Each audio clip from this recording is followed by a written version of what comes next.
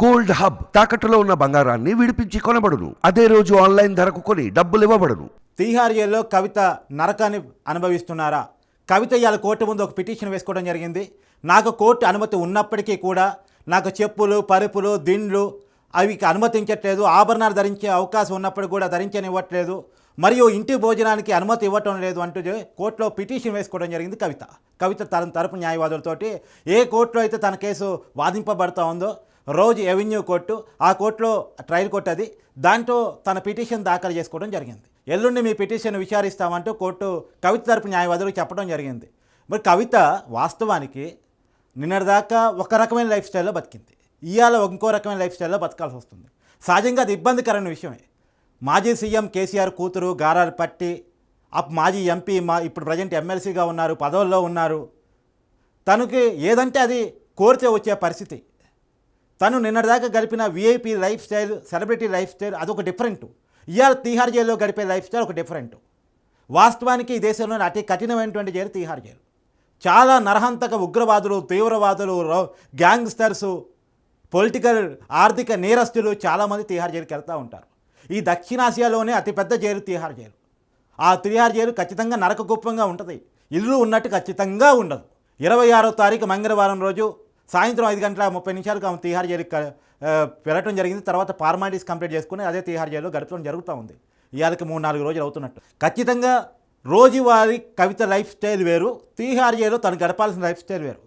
కాకపోతే కవితకి కొన్ని exemptions court ఇవ్వటం జరిగింది.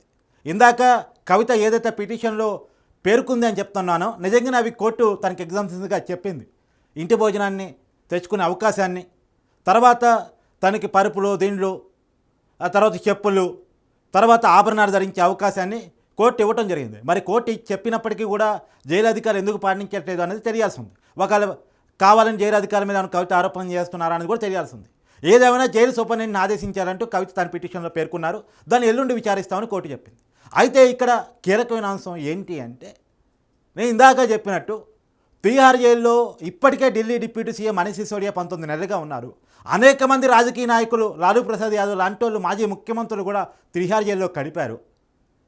కాబట్టి చాలామంది వీఐపీ ఖైదీలు కూడా ఇదే జైలు నరకకు పనిచేశారు. జైలు అంటేనే కొన్ని ఇబ్బందికరమైన పరిస్థితులు ఉంటాయి, దాన్ని తట్టుకోవాలి, నిలబడాలి. ఇప్పటికి ఇంకా తను నిందితురాలు మాత్రమే కవిత. ఒకవేళ ఈ కేసులో దోషిగా కనుక తేలితే కొన్ని సంవత్సరాల పాటు ఇదే జైల్లో గడపాల్సిన పరిస్థితి కూడా కవితకు ఉంటుంది. తన పదవులకి దూరంగా ఈ రోజు ఉన్నటువంటి ఎగ్జామ్షన్స్ కూడా ఆ రోజు ఉండవు. తను కనుక దోషిగా తేలితే రేపొద్దున ఇదే ఢిల్లీ లిక్కర్ స్కామ్లో ఈరోజు ఏదైతే ఇప్పుడు తను పేర్కొంటున్నారో, పిటిషన్ వేశారో, ఇంటి భోజనం కావాలని, ఇంకోటి కావాలను, ఆ ఎగ్జామ్షన్స్ రేపొద్దున దొరికే అవకాశం ఉండదు. తను వాస్తవానికి కొన్ని అలవాటు చేసుకోగలిగితేనే మంచిది. ఏదైతే నార్మల్ ఖైదీలు ఇప్పుడు ఆల్రెడీ తీహార్ జైల్లో ఉన్న ఖైదీలకు ఏదైతే రూల్స్ వర్తిస్తాయో కవితకు కూడా అవే రూల్స్ వర్తిస్తాయి. కవితకి అంటూ సపరేట్ ఏమి ఉండదు. కవితకి మాత్రమే కాదు, ఎవరికి సపరేట్ అంటూ ఏముండదు. అది నేను పెద్ద మనిషిలో చిన్న మనిషిలో నేరం చేసేటప్పుడు చూసుకోవాలి. పెద్ద మనిషి హోదా ఇచ్చినప్పుడు నేరాడు దూరంగా ఉండాలి, చేసే నేరాలను ఆపగలగాలి. కానీ మనమే నేరం చేస్తే శ్రీకృష్ణ జన్మస్థానాన్ని చూడాల్సిందే. నీకు ఒక పదవి ఇచ్చి, అధికారాన్ని ఇచ్చి, నీ చేతిలో ప్రజాస్వామ్యాన్ని పెడితే, ప్రజల జీవితాలను పెడితే, దాన్ని ఆగమాగం చేసి ప్రజల దాన్ని లూటీ చేసి ప్రజాస్వామ్యాన్ని మోసం చేస్తే ఖచ్చితంగా శ్రీకృష్ణ జన్మస్థానాన్ని చూడాల్సిందే కదా. అక్కడ ఉన్నదాన్ని అనుభవించాల్సిందే కదా. కఠినతరమైన జీవితాన్ని అనుభవించాల్సిందే కదా. నిజానికి మామూలు ఖైదీ కంటే కూడా ఇలాంటి ప్రజలకు మంచి చేస్తామని చెప్పి తర్వాత మంచి చేయకపోగా చెడు చేసేటువంటి వ్యక్తుల్ని ఇంకా వేరేగా కఠినంగా ఉంచాలి అసలు వాస్తవానికి. కానీ చట్టం అందరికీ సమానమే అన్నట్టు, అది వీఐపీ అయినా నార్మల్ ఖైదీ అయినా నేరం తేలిన తర్వాత అందరినీ ఒకే రకంగా చూడాలని చెప్పేసి ఉంది. కాబట్టి సరే, ఆ రకంగా ఉండాల్సింది. ఈ రోజుకైతే తను నిందితురాలు మాత్రమే, కేసును ఎదుర్కొంటూ ఉన్నారు, ఫేస్ చేస్తూ ఉన్నారు. కాకపోతే ప్రాథమిక సాక్ష్యాధారాలు ఉన్నాయి కాబట్టి తను అరెస్ట్ చేయటం, తర్వాత కస్టడీకి తీసుకోవటం, తర్వాత తీహార్ జైలుకి రిమాండ్కి తరలించడం జరిగింది. ఇప్పటికి కూడా ఇంకా జ్యుడిషియల్ కస్టడీ ఉంటుంది అనుకుంటున్నారు. మరి జ్యుడిషియల్ కస్టడీకి ఈడీ అడిగిద్దా లేదా చూడాల్సి ఉంది. జ్యుడిషియల్ కస్టడీకి అడిగితే తర్వాత మరోసారి ఈడీ కస్టడీని తను ఎదుర్కోవాల్సి వస్తుంది. తర్వాత సిబిఐ కస్టడీని కూడా ఎదుర్కోవాల్సి వచ్చే పరిస్థితి కనపడుతూ ఉంది ఇదే కేసులో. ఎందుకంటే ఇదే కేసులో 2 సంవత్సరాలు ఎంక్వైరీ చేస్తున్నాయి. ఒకవైపు ఈడీ, ఇంకోవైపు సిబిఐ. ఇప్పుడు దాకా అయిపోయింది ఈడీ కస్టడీ మాత్రమే. ఇంకా సిబిఐ కూడా రంగంలో దిగి విచారించాలి అంటే మాత్రం సిబిఐకి కూడా కొంత కస్టడీ అడిగే అవకాశం కనపడితే తనకు ఆ కస్టడీని కూడా ఎదుర్కోవాల్సి వస్తుంది. ఖచ్చితంగా కవిత తాను ఎన్నడూ జీవితంలో ఊహించని పరిస్థితిని ఇవాళ ఎదుర్కొంటున్నారు. ఇది బీఆర్ఎస్లో పెద్ద షాకింగ్. వాస్తవానికి కేసీఆర్ కుటుంబంలో పెద్ద షాకింగ్. ఒకవైపు అధికారం పోయింది, ఇంకోవైపు అక్రమాలు తేలుతూ ఉన్నాయి, జైలు జీవితాలు చూడాల్సి వస్తూ ఉంది, పార్టీని వదిలేసి నాయకులంతా వెళ్ళిపోతూ ఉన్నారు. కేసీఆర్ తన సొంత కుటుంబంలో తన కూతురు జైలుకి పోయిందంటే దాన్ని అసలు తట్టుకోగలిగే పరిస్థితి ఉండదు. నిజానికి ఆయన తీవ్ర మనీదిలో ఉన్నట్టు మనకు అర్థమవుతుంది. కానీ నిజానికి ఇది ఊహించింది. ఇప్పుడు కవిత మనకు తెలుస్తున్న సమాచారం ప్రకారం శూన్యంలో చూసుకుంటున్నారంట.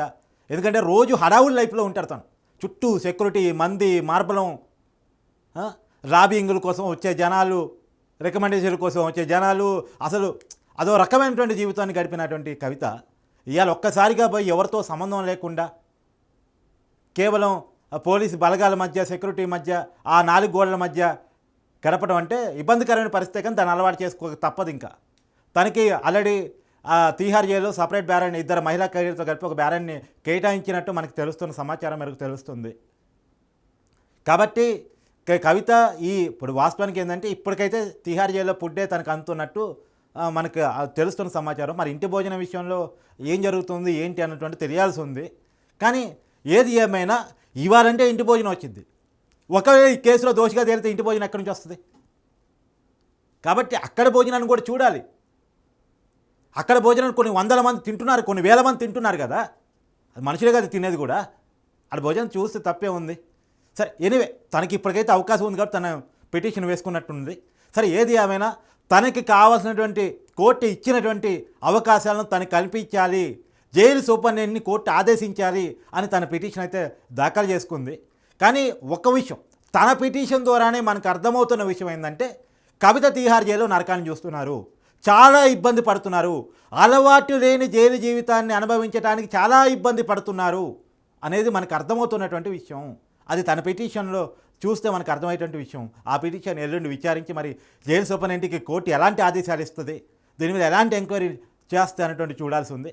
కానీ ఏది ఏమైనా ఇంతవరకు ఇదే కేసులో ఎవరు ఇలా పిటిషన్లు వేసుకుందైతే లేదు. కానీ కవిత మాత్రమే తొలిసారి తన పిటిషన్ దాఖలు చేసుకోవడం జరిగింది.